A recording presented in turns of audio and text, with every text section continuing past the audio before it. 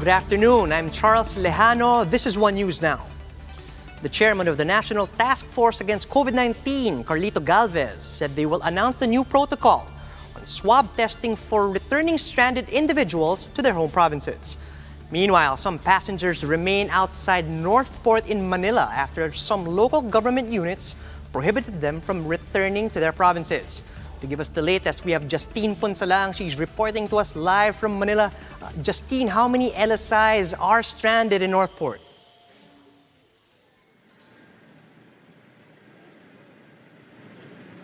Charles, currently there are around more than 100 of LSIs that are here outside the gates of the Northport this afternoon. According to the security of Northport, the numbers dwindled down from almost 400 from this morning after the passengers bound for Cagayan, Dumaguete, and Zamboanga were allowed to board the ship. According to some passengers bound for Bacolod and Iloilo, they obtained their travel clearances, tickets, and even medical clearances. However, it appears that these were not enough. They said the management of the shipping company as well as the Philippine Coast Guard barred them from traveling because they still need to undergo PCR or swab testing. One family was supposed to be bound for Iloilo this morning to prepare for the wake and burial of their father. However, they received information only this morning that the governor has declared lockdown. Candelaria Rubias said that her family complied with all the requirements, from doing a 14-day quarantine here in the metro, acquiring travel authority for each of the 7 members of their family, even tickets bound for Iloilo. Meanwhile, a group of 44 workers who came all the way from Bataan are also stranded here in Northport. They were already in Pampanga yesterday when they received a message from the shipping company that they still need to undergo swab testing before they could board the ship.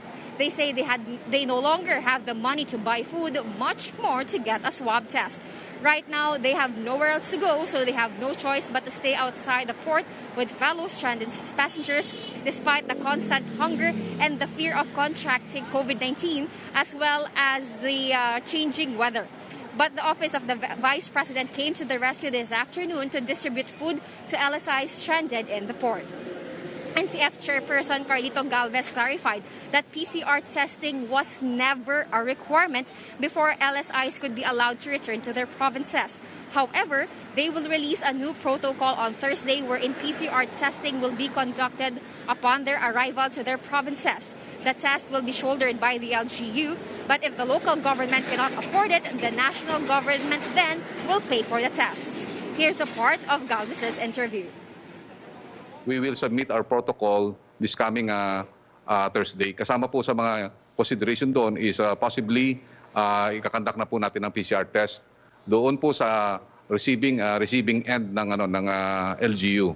Yung mga LG po na walang capability, ang national po ang magkakandak po ng PCR. Sisinuhin po natin strict identification po talaga po ang sino ang LSI kasi po marami po nagte-take advantage. Sa ngayon po, 127,000 na po ang nakalista po sa atin.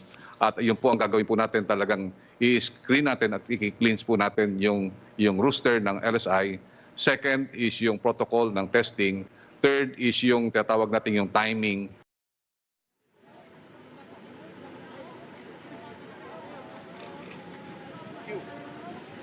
Charles, currently there are around less than 100 of LSIs here outside the Northport gate.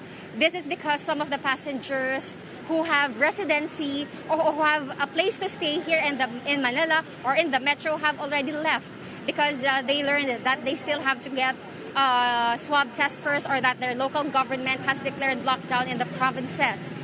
Meanwhile, there are passengers, the other passengers here are staying with nowhere else to go. There's no temporary shelter for them.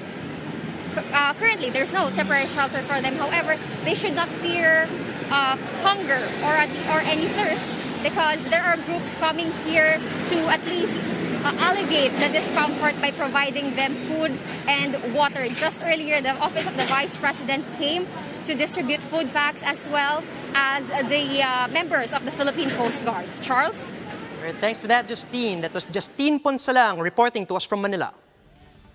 The National Telecommunications Commission will order ABS-CBN to stop airing shows on TV+. This after lawmakers in today's hearing questioned the network's continued operations through the digital box, despite having an expired franchise. A Nakalusugan representative, Mike Defensor, says this is a usurpation and infringement of the power of Congress to allow ABS-CBN to air given the circumstances.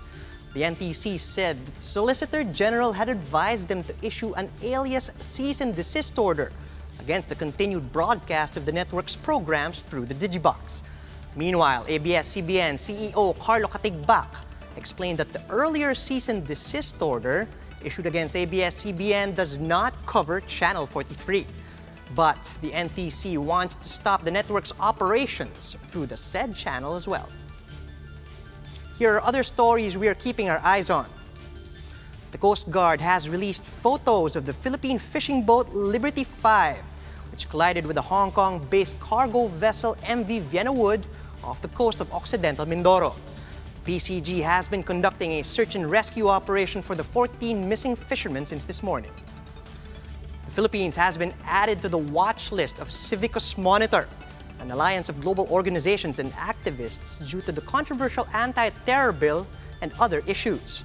But for Senator Panfilo Lacson, the proposed measure will have enough safeguards in coordination with the Justice Department and Human Rights Commission. And the Land Transportation Office will be suspending the issuance of student driver's permits beginning on July 1. This as the LTO eyes to implement the prerequisite of undergoing a 15-hour theoretical driving course by August. For more updates, follow News 5, the Philippine Star, and Business World online. You can also visit our website, onenews.ph, for more in-depth analysis. And you can catch One News on the Signal Play app. Just register for a free account at www.signalplay.com and stream One News live anytime, anywhere. I'm Charles Lejano. We are One News.